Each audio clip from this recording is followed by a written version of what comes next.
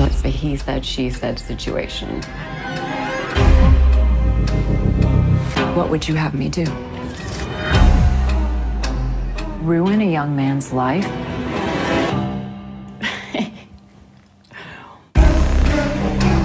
Was it reported? Yes. Do you know who she spoke to?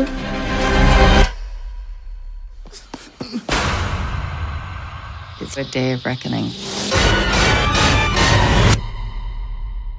for everyone. Hey guys, welcome back to our channel, Mystery Recap.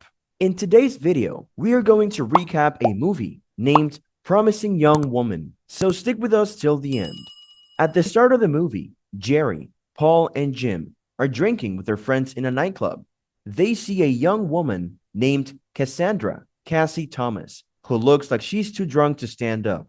Paul and Jim say rude things to her, but Jerry goes up to her and tries to get her to go home. Jerry takes her back to his apartment and starts kissing her there. When Cassie says that she needs to lie down, Jerry brings her to bed and starts trying to take her pants off.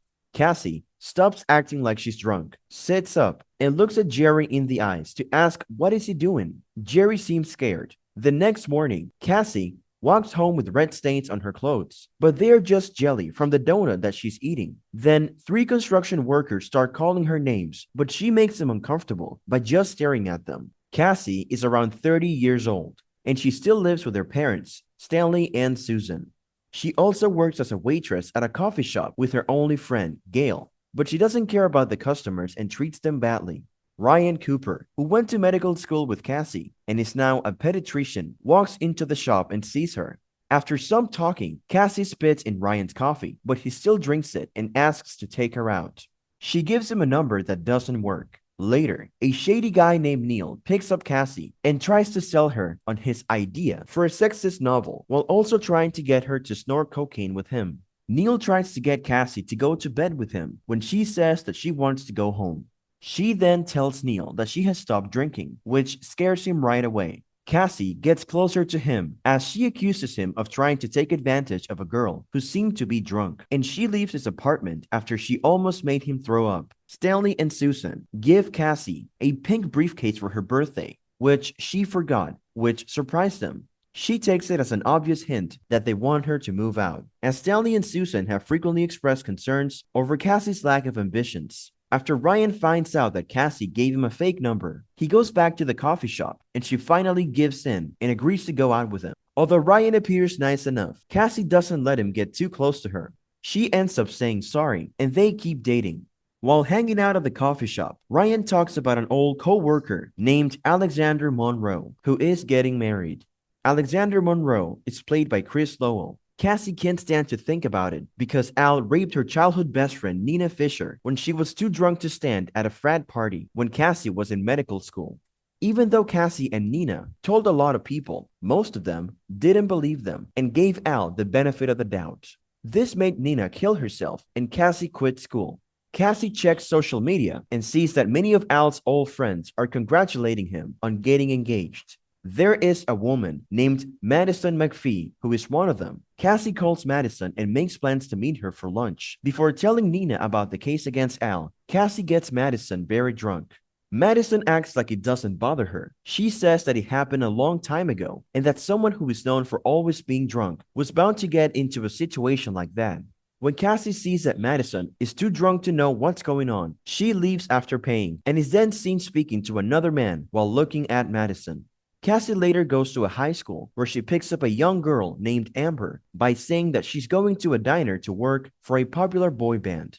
After that, Cassie goes to her old med school to see Dean Elizabeth Walker. Cassie talks about how she and Nina told Walker about Nina's attack, but Walker was on Al's side and does not seem to remember Nina. Cassie then tells Walker that she picked up Amber, took her to the same room where Nina was raped, and left her there with a few older boys. Walker is scared and tries to call Amber on her phone, but Cassie already has it. After Walker admits that she was wrong not to believe Nina, Cassie tells Walker that she only left Amber at the diner, where she's still waiting for the boy band. She also tells Walker where to find Amber. Jordan Green, a former lawyer, is the next person Cassie wants to kill. He, along with the other people on Cassie's list, helped Al to get away with what he did to Nina. because he basically forced her to drop the case. Green knows that he was wrong though, and is very sorry about what happened with Nina. He cries next to Cassie, and he lets them off the hook. When she leaves, she talks to what seems to be a hitman and tells him that he's no longer needed. Cassie pays a visit to Nina's mother, where they reminisce about Nina, but Mr. Fisher thinks Cassie's obsession with the ordeal is unhealthy and that she needs to move on. Cassie tries to get Paul to drink again. As they are leaving together, Ryan is entering the same club and sees Cassie.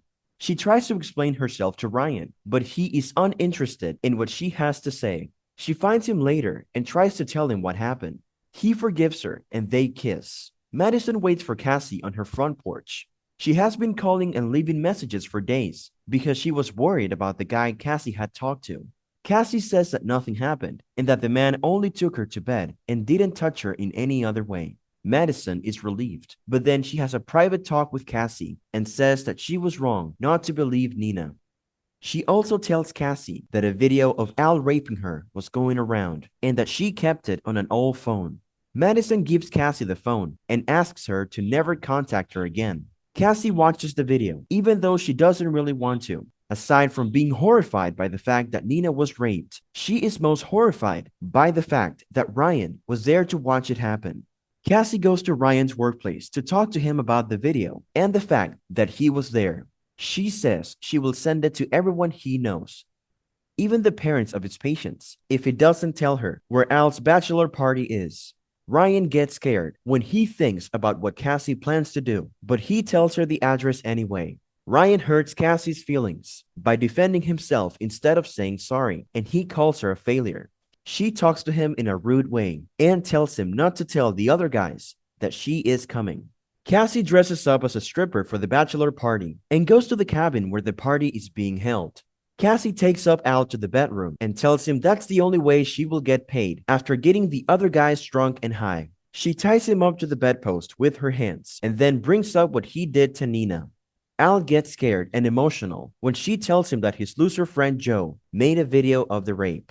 He realizes that he can't deny what happened any longer. He tries to get away and makes the usual excuses for it, but Cassie doesn't want to hear them. She gets a scalpel and tries to carve Nina's name into Al's stomach, but he breaks free of one handcuff and puts a pillow over Cassie's face. He tells her to stop moving for a few minutes, and when he realizes that she's dead, he falls down next to her and is filled with fear and sadness.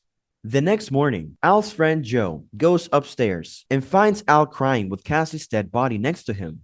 Joe tries to tell Al it wasn't his fault, but Al says that it was his fault and that he fears losing his fiancée and everything else.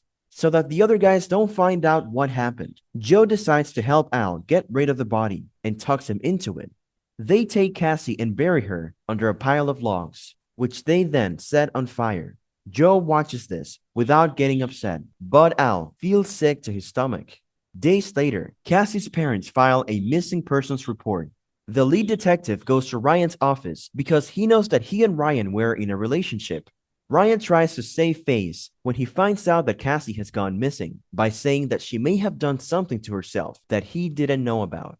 Today is Al's wedding day. After the ceremony, Green gets an envelope from Cassie with a note inside in case that she goes missing. Ryan and everyone else at the party get a video of Al raping Nina all of a sudden. Ryan gets texts from Cassie that were already written. Did you think this was the last part? Right now, have fun at the wedding. When the police arrive, they look around and find Cassie's body. On her body is the Nina half of her friendship heart necklace. Al is taken into custody in front of everyone, while Joe tries to get away.